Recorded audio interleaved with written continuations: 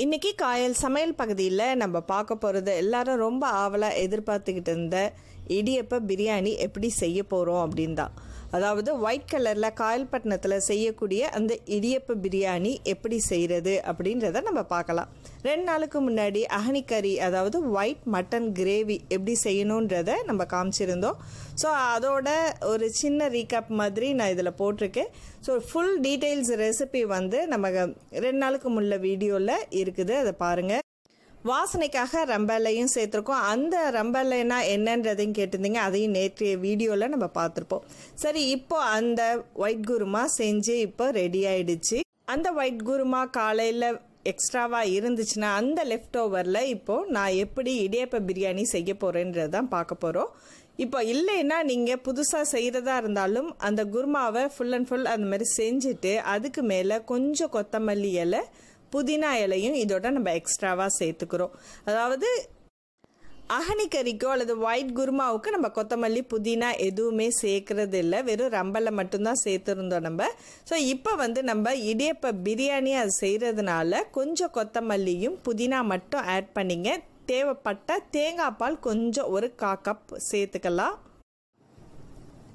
இப்போ இதை நல்லா கிண்டி விட்டு ஆல்ரெடி நம்ம கறி எல்லாமே வெந்துருச்சு. ஸோ இது கொஞ்சம் லைட்டாக சூடானாலே போதும். நம்ம கிண்டி இப்போ ரெடி பண்ணி வச்சிடலாம். தேவைக்கு கொஞ்சமாக வேணால் உப்பு போட்டுக்கலாம். ஏன்னா ரெடிமேடாக வாங்குகிற இடியப்பத்தில் உப்பு இருக்காது. வீட்டிலே நம்ம செஞ்சோம்னா உப்பு கொஞ்சம் கூட போட்டு கூட நம்ம செய்யலாம்.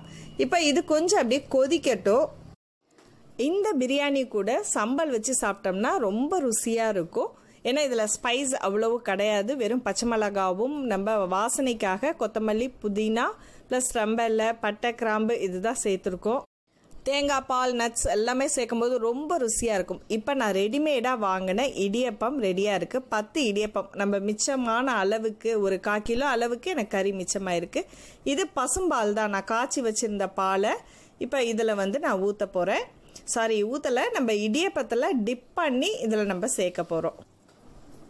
இந்த கிரேவி ரொம்ப ஆணம் இருந்துச்சுன்னு வச்சுங்களேன், நம்ம இடியப்பம் போட்ட உடனேயுமே அது வந்து உதிரி உதிரியாக ஆகிடும், ரொம்ப ஒரு மாதிரி களி மாதிரி ஆகிடும். அதனால ஜஸ்ட்டு இடியப்பத்தை பாலில் கொஞ்சமாக டிப் பண்ணிவிட்டு அதை அப்படியே முழுசாக எடுத்து போட்டுடுங்க. நான் இந்த இடியப்பம் வந்து ரெடிமேடாக வாங்கியிருக்கேன். இந்த இடியப்பம் வந்து வறுக்காத அரிசி மாவில் செஞ்சதுனால இது கொஞ்சம் ரொம்ப சாஃப்டாக இருக்கும். நம்ம ஊர் பக்கமோ அல்லது வீட்டில் அரைச்ச மாவுனா வறுத்த மாவில் தான் நம்ம செய்வோம். ஸோ அந்த இடியப்பம் வந்து கொஞ்சம் நல்லா ஸ்ட்ராங்காக இருக்கிற மாதிரி இருக்கும். இது கொஞ்சம் ரொம்ப சாஃப்டாக இருக்கும். ஸோ அதனால் நான் முழுசாகவே போட்டிருக்கேன். ஏன்னா நான் ஏற்கனவே அதை பிச்சு போட்டேன்னு வச்சிங்க இன்னும் ரொம்ப களி ஆகிடும் அது. அதனால இப்படியே ஒரு 5 இடியப்பத்தை ஃபஸ்ட்டு நான் போட்டிருக்கேன்.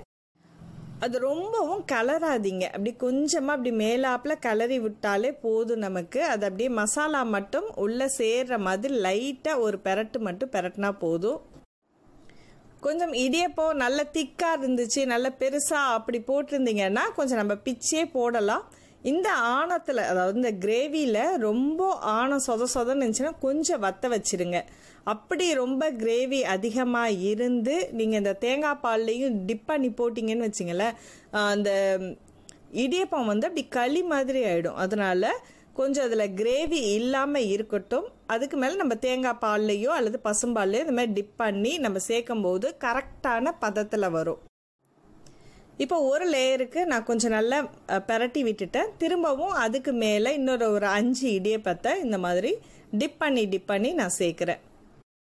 இது காயல்பட்டினம் ஸ்பெஷல்ன்றதுனால இந்த அஹனி கறியிலேயே நான் இது வந்து பிரியாணி போட்டு காமிச்சிருக்கேன் உங்களுக்கு.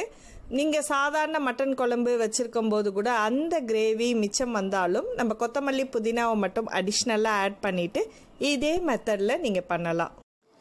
இது அப்படியே கொஞ்சம் நல்லா கிண்டி விட்டுட்டு, அதாவது ரொம்ப தண்ணியாக இருக்கக்கூடாது, நல்லா இருக்காது, உதிரி உதிரியாக தான் இருக்கணும். இது நம்ம வந்து ஒயிட் பிரியாணியில் பண்ணியிருக்கிறதுனால ஒரு 5 மினிட்ஸ் அப்படியே அடுப்பை சிம்மிலே வச்சுட்டு தம்மில் போட்டுட்டிங்கன்னா அதுக்கப்புறம் எடுத்து சர்வ் பண்ணுங்கள்.